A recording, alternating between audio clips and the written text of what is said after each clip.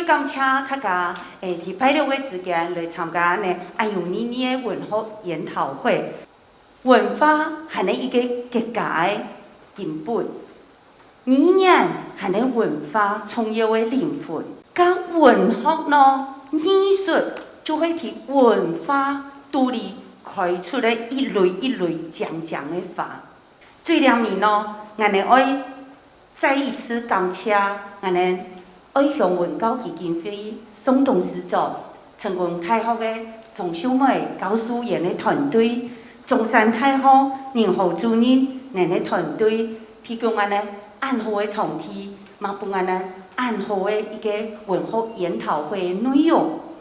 最後面要祝福大家身體健康，新的一年會到位哦，萬事如意，今年的發展圓滿成功，感謝大家。總理好先生，一直都也天平先生，包括也下我哋咧，鍾鐵權先生，梁推賢，第一啲創作，第一文學嘅創作上，一幫接一幫，能夠講啊，跟我哋咧，不管係呢個台灣嘅客家，也係講啊，陸隊，優隊嘅客家嘅農村，能夠佢描寫出來，能夠佢留下一啲歷史嘅記錄，也咧係因為講啊，對我哋嚟講係咧非常重大嘅一個貢獻，我哋今日嚟舉辦一個研討會嘅時間，希望用大家嚟看到講啊，沿過去一啲創作地位所展現嘅價值，以及沿對一啲土地跟移民嘅一種嘅愛，睇下其中我哋看到一啲愛，所以講我哋非常愛睇下啲研討地位，用我哋咧天明先生、李浩先生，沿過去一種嘅精神，能夠睇我哋現代一啲21世紀嘅新社會地位，去繼續嚟一幫接一幫嘅接續下去。那其實我們大家是來這邊謙虛的學習就說鍾理和先生跟他兒子鍾鐵明先生的文學遺產，對於當代的台灣是非常非常的重要那最後還是感謝就是秀美老師的邀請，還有這個美濃愛鄉基金會董事長庭棟董事長諸位讓這一次可以促成這個盛大的會議。一個菜貼文化，迄個是無佇世界上流通，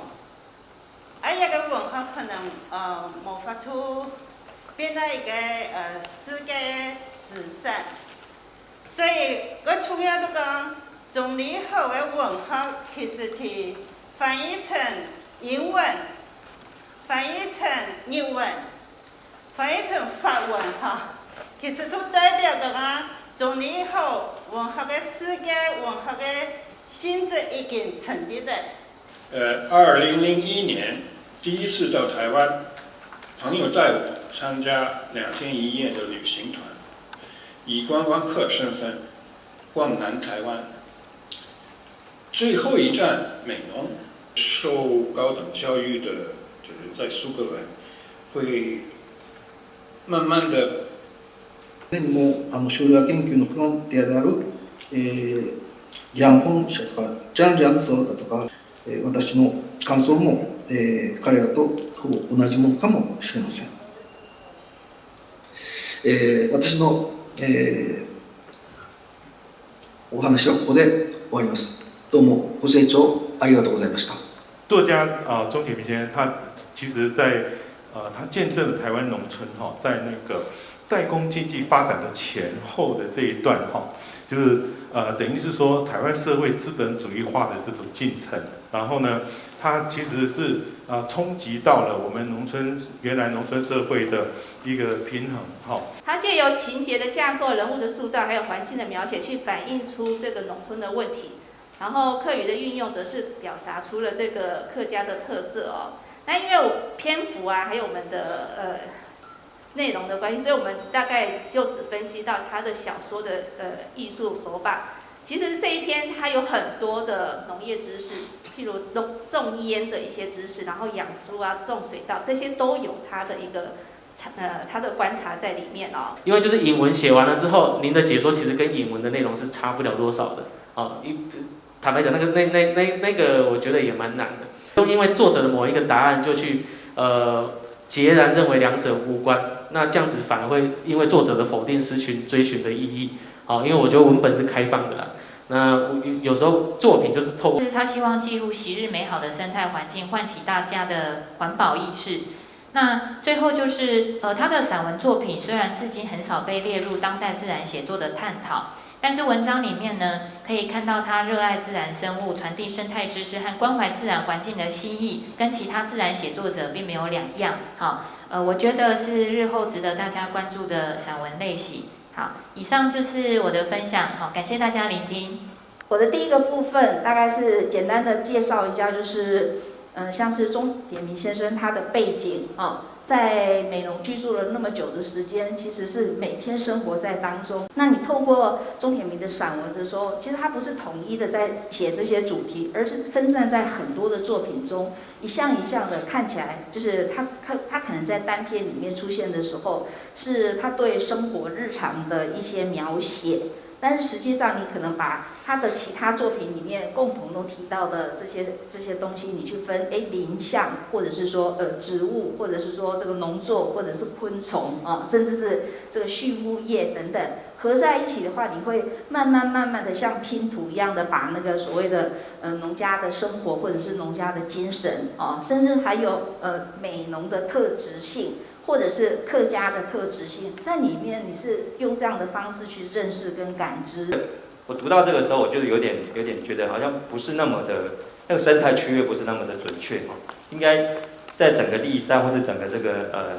黄蝶穗谷那边比较不是高山森林的位置哈，而是它就是用浅山地带的哈这样的一种自然环境。各位与会的贵宾大家好，那我是中山大学中文系的钟志伟哈。今天非常荣幸受邀来担任我们这一场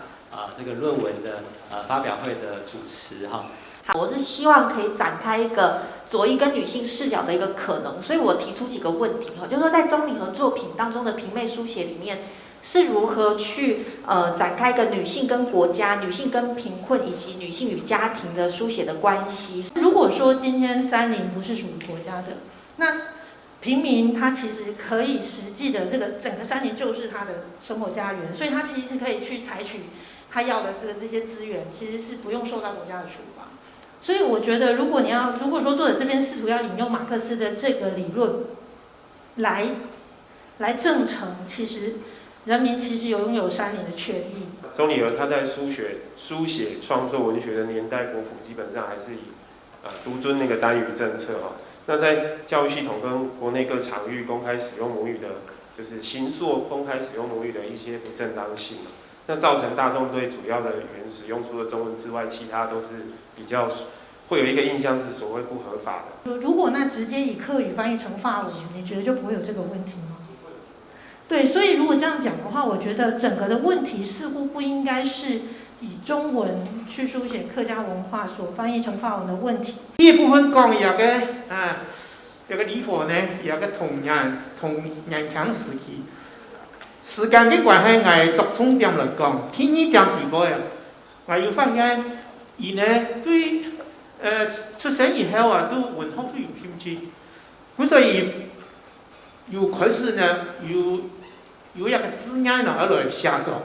非常有名的那个钟理和在写他的北京大宅院经验的故事。其实不管是写奉天的经验，还是写，当然，等一下廖老师要讲，就是说他的奉天经验跟北京经验是有所差异的。当我们把今天推过去哈，这是他的一篇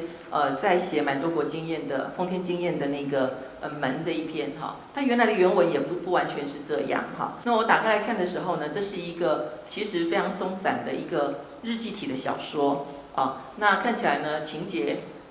整个来讲呢不是那么清楚哈，那甚至有些人物关系也是非常的模糊。我觉得这个论文的构想是一个非常有趣的东西，就是说讲一讲，我们都在讲中国经验，这个时代，像中理和，刚刚蜀君老师在讲说，中理和研究有几种路向这样子这就是属于第一跟第二路径这个其实蛮多人在研究。各位朋友，大家好日下就下嚟就今日下晝條天氣從嘅嘅達標飛经过我爬书还有踏查的一个结果呢，我认为他们的作品一定程度存在着互文性。互文性这个概念是法国学者克里斯蒂娃所提出的一个观念。而很显然呢，李和先生的部分比较多的是日记，那更多的是小说；而铁明先生的部分呢，其实大部分都是散文。那我自己在读的时候呢，就大家会知道说，不同的文类它会有不同的特性嘛。它都是透过文学作品，然后用这样的方式让你突然对这个地方产生了兴趣。这种所谓的客家的印象或者是意象，它会不会有某种刻板化或者是表面化的一种问题，因此忽略了族群内部的差异？今日我哋最明日嘅時間啦，邀請我哋兩場對於客家文學，尤其對於鍾立波先生、對於鍾鐵明先生嘅啲文學作品，咱們了解嘅前進。第一場咧，係咧坐我哋呢度，也係咧我哋總理部經驗館嘅觀眾，鐵拳先生。各位來賓大家好，主辦單位大家好，今日安文熙有一個機會呢，鐵拳都可以大家報告一下。但是我上咗看你嘛記得調查，二度人畢竟唔曉得講下，雖然有發意見，但係尊重別人都係總係去講，所以。我哋共同嘅會同嘅語言，同我哋講嘅北京話、國語發表，感謝各位。他說：鐵軍啊，鐵明文學跟理和文學就像兩座大山，橫亘在你面前，連我錦華哥說，連他都感受到那種文學大山的壓力。所以說，我必須說的，也就是因為有這兩座大山，所以我一直到38歲，1994年，我才開始創作。為什麼我會這麼晚創作？坦白講，好，我說個吧。今天如果我鍾鐵軍有這麼厲害的父兄，我們來寫，我鐵軍我來寫東西的話。我寫得好，人家會說：“哎呀，你爸爸、你哥哥那麼厲害，你會寫是應該的嘛。”但是如果我寫不好呢，人家便說：“拜託，鍾鐵軍，你寫什麼東西啊？你丟你爸爸、你哥哥的臉呢？”我就是很早就感受到這種，我不知道是不是壓力了，但是至少我有感受到這種狀況，所以我絕對不想寫。但是有時候我們說如果注定你要走文學路，畢竟還是會走上創作的這條會促成我寫的很簡單的一個原因，就是我愛護美濃的美。那這2年呢，除了立山文學院之外呢，我們比較在進行的是鍾理和家族口述史。那目前我們已經訪問了10多位的鍾理和家人，那請他們談談對於鍾理和和鍾台妹的回憶。希望我哋都一場，我哋都來做結束。我哋對睇片正經都要交代，提前1分鐘結束。提前1分鐘結束。好，謝謝大家。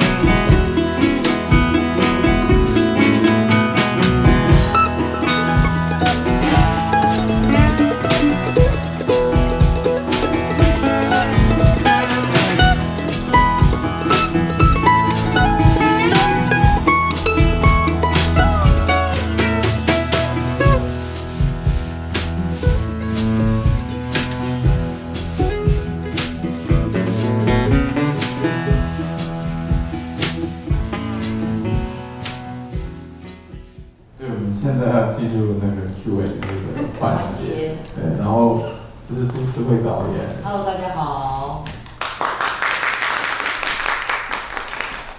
然后这个是我们的平妹团队，赖嘉轩。钟礼和。陈怀轩，陈怀俊。陈怀俊。刚刚一开始的时候，任豪老师有讲到，就说他很客气啦，他讲说他拼贴了一些钟礼和先生的一些文字，然后变成这个剧作。可是其实任豪老师他其实是有花了很大的力气去做了很多的这个故事的编排，所以其实才让我们在刚刚这个读剧里面能够蛮一气呵成的重新认识钟礼和先生。那我自己也是透过导这一次的读剧，然后重新去也看了电影的《野虾人》，然后也看了钟礼和先生的一些这个故事，然后我也非常开心能够找到我们这个高雄的剧场演员。各位好，我是嘉轩。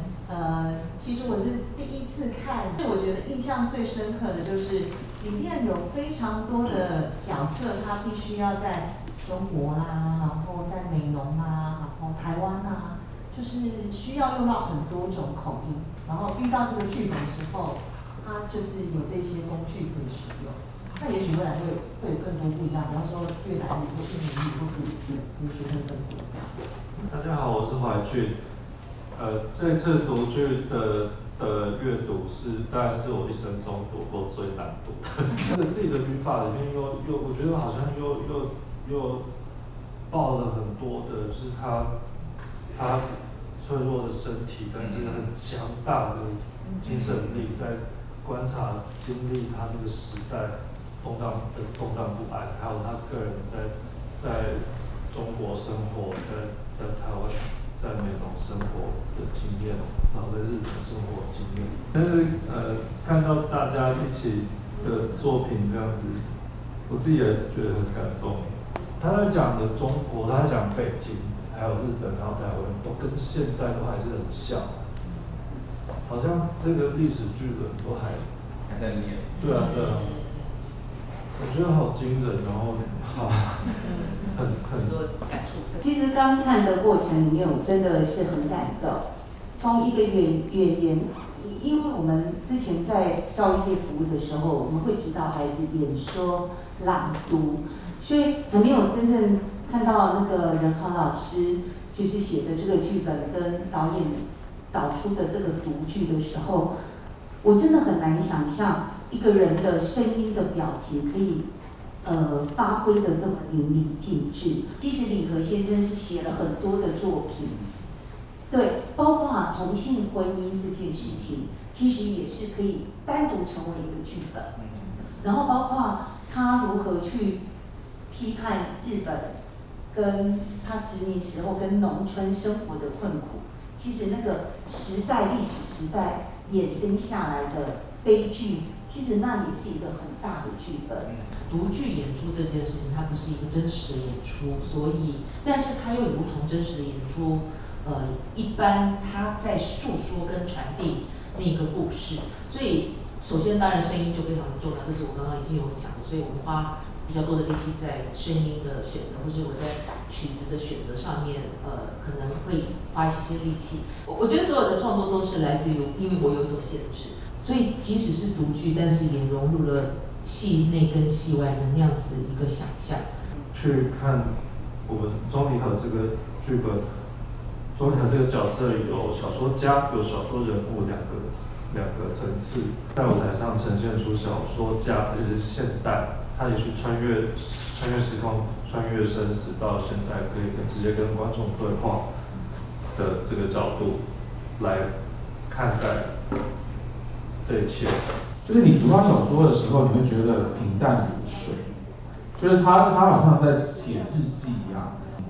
可是他会突然来一句很重的，像那个时代像一头兽这种譬喻，它其实是非常暴力的。然后呢，一方面想要呈现出一种，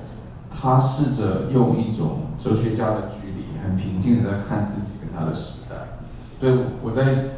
做这个剧本结构的时候，一直想要去呈现那样子的一个节奏感，觉得它的节奏是平缓，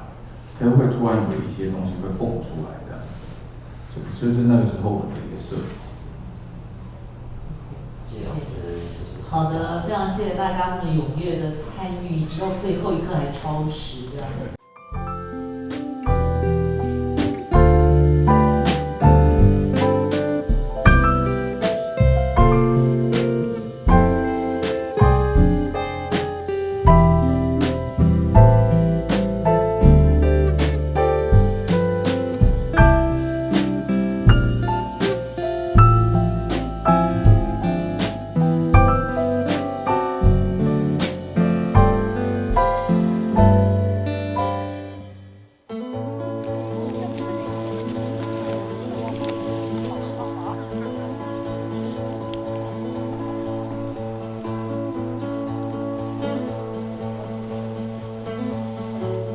在这一段走读的过程当中呢，我是希望大家可以尽量打开你的眼睛，对，所以等一下呢，我希望大家路上如果有看到比较你有感觉的东西，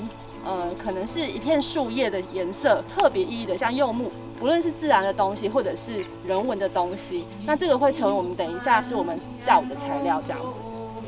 即兴其实它需要的就是放空、放松跟玩。就是去玩，我说停，那就停，然后有时候也是自然而然，去试试看转换节奏。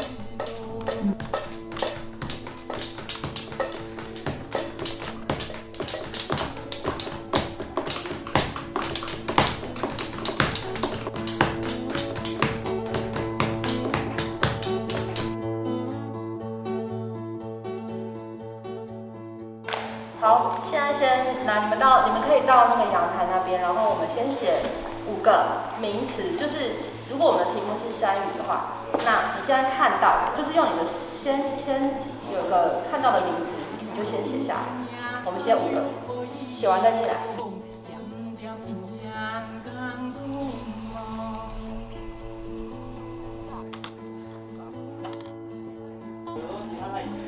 红色系。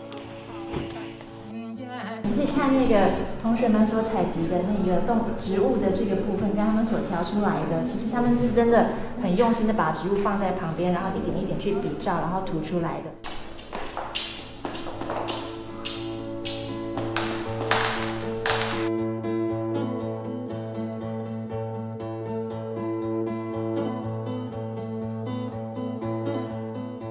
所以我们这个小组就是用共创的方式在一起开始的时候，但是我们也给了大家自己的时间，然后去感受环境之后，再回来完成了这样子的一个创作的方式。